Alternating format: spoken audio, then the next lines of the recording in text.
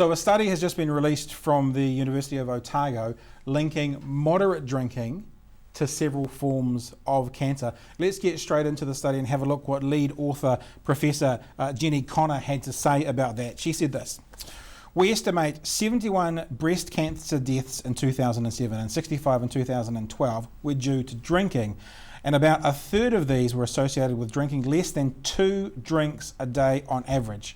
Although risk of cancer is much higher in heavy drinkers, there are fewer of them, and many alcohol-related breast cancers occur in women who are drinking at levels that are currently considered acceptable."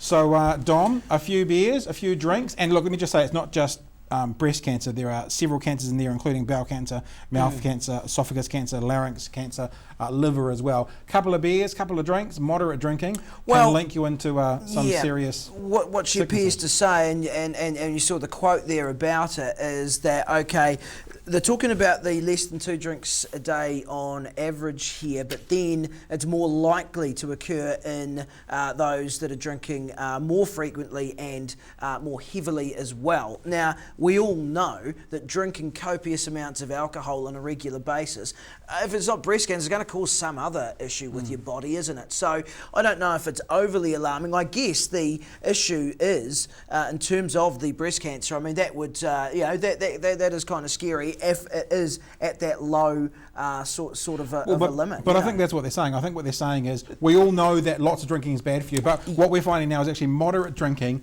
can elevate chances for these serious issues as well. And I'm wondering if that's the new part. That's the part they're going, couple of beers a day, couple of drinks, couple of, being a moderate drinker. If you're going to do it, be aware that there is, a significant, or at least an increase in chances of various cancers. Yeah, of course, and what it does is leads to always the alcohol debate. And the alcohol debate's a fascinating one because we do drink quite well in New Zealand. We are quite good at it, and we tend to overindulge on many occasions. You only had to walk through town on Saturday night. Ooh, boy, oh boy. Wow.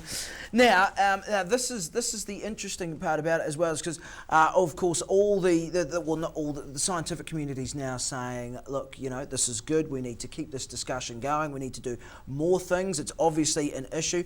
Then you've got the side, of course, of the alcohol and the hospitality industry. Yeah, it's interesting because this was a story straight out of the ODT, and they did some very good work. They decided to contact Lion, brewing giant Lion, which I think I probably referred to as Lion Nathan in the 80s. That's what it was. Now Lion Lion. Nathan. I'm not a big drinker, so I'm going with it. Most beers I have are in the middle of a stew. That's the cooking thing. But anyway, so they contacted Lion not because there was any issues with Lion, but because they are a giant and they're a good group to ask this question. So what Lion did was they told ODT to contact the think group, the New Zealand Initiative, who have been listed as a right-wing think tank. So ODT contacted the initiative head of research, Dr. Eric Crampton, and he said this. This is coming from the right-wing think tank. But moderate consumption of alcohol also has offsetting health benefits in other areas, and so more interesting works looks at the effects of alcohol consumption on overall mortality risk. It would be a shame if health-conscious people switched from a drink a day to abstinence, fearing the cancer risk, and wound up at higher overall risk from heart disease because of it.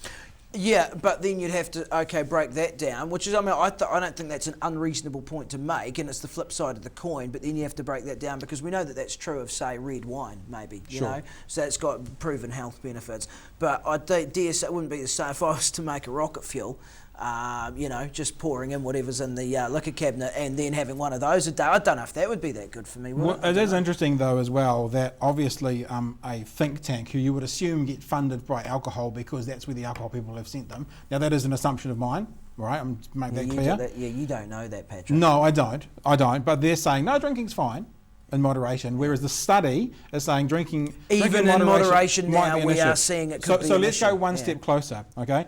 Spirits New Zealand chief executive Robert Brewer, he said that the research was based on flawed assumptions. This is what he said specifically. Death statistics by themselves say nothing of the drinking patterns and other risk factors in individuals who died of cancer. So he's pretty unequivocal, saying it's nonsense. So what I would ask of the viewing population is, who are you going to believe? The people associated with the drinking community or those who are researching it in an academic position from the university. I know where I would put my vote.